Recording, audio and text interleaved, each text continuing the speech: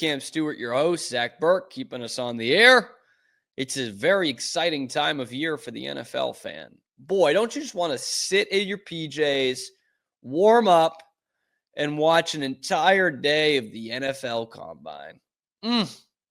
Boy, there's nothing I would rather do than watch these guys in skin-tight T-shirts and biker shorts and jumping and running and being like, that's the future of my franchise right there. I never really understood I understand the Combine, but I get so tickled every year when teams really take leaps, especially in the first round based off the Combine. Maybe it's too old school of me. Maybe it's too one-dimensional. But I just think, like, you don't win championships in shorts. If the Patriots had gone on, just off the Combine, they would have drafted Rick Myra 30 years ago, and we would have never had any of this. If they had drafted Rick Myra over Drew Bledsoe. But instead, Bill Parcells said, well, you know what? I actually watched the tape, and Drew Bledsoe made all the throws that we're going to ask him to make. Rick Myra didn't. So to hell with what they do at the Combine, you know? And the Patriots have not always followed that. They traded up to get the fastest guy at the Combine 3 years ago, and that's how you got Tyquan Thornton instead of George Pickens. Doesn't always work. Doesn't always work. In fact, I find it tough to believe that most of those pro day Combine real leapers in the first round actually work. But anyway, the Patriots are not taking the Combine terribly seriously. They didn't send many representatives out there. Mike Vrabel was there. He talked to the media on Tuesday. You know, nothing crazy about it. He did say they're going to be aggressive in free agency, basically saying they're going to have to overpay for guys. And we know that. Like, you are going to have to overpay. And one of their big targets is now probably off the board. Maybe. Tee Higgins going to get franchise tagged by the Bengals. And there are still executives around the league that are sitting there saying, well, look, I'll kind of believe it when I see it when it comes to him signing a long-term deal with the Bengals or even playing for the Bengals this year. Obviously, they're going to try to do that so they can get a trade out of him and not just have to lose him for nothing. And I think that hurts the Patriots. I don't know that they have too many pieces they want to part with to go out and get a guy like Tee Higgins, even though that's a really important position.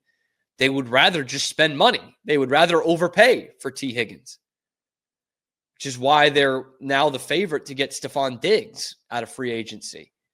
Because if it costs money, the Patriots will do it. Like, that's not an excuse for the Patriots. They have money. It's this trading assets thing. Phil Perry did a nice breakdown of it. He was talking about how other teams in the league really seem to value Pop Douglas more than I don't want to say more than the Patriots do, but more than Patriots fans do. I like Pop Douglas. I do. But like I've said it already in this offseason, like this is a make or break year for him. If he's not coming out and being a legit NFL receiver, then what are we doing here? He's just a poor man's Danny Amendola. And even a rich man's Danny Amendola was an okay player in the regular season.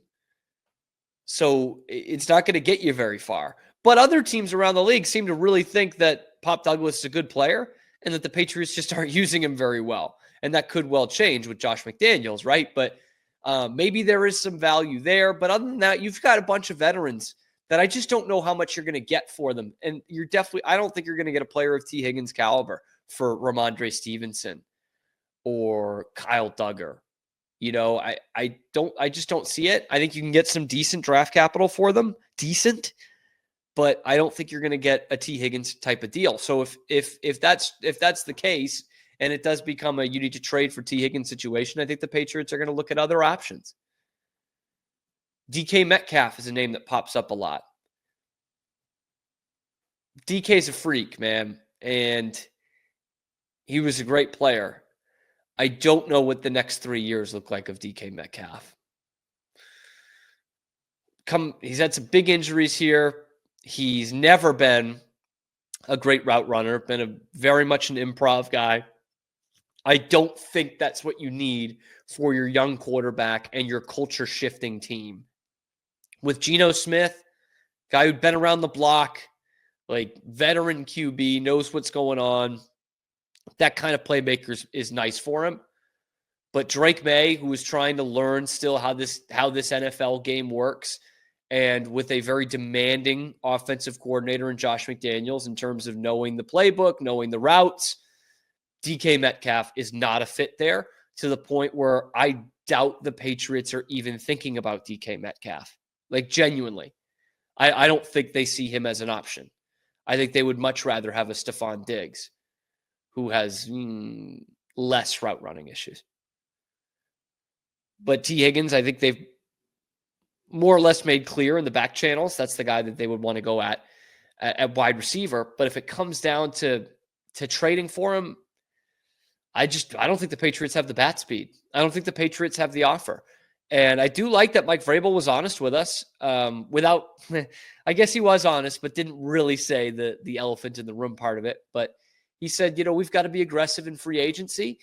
And he put it like this, if there's a car that you really want, like really, really are dying to get, and there's 3 or 4 of those cars out there, you're probably not going to have to overpay. But if there's one of those cars out there, you're going to have to overpay.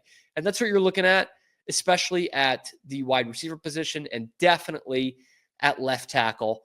All roads point to Ronnie Stanley, but that's not going to be an easy thing to do.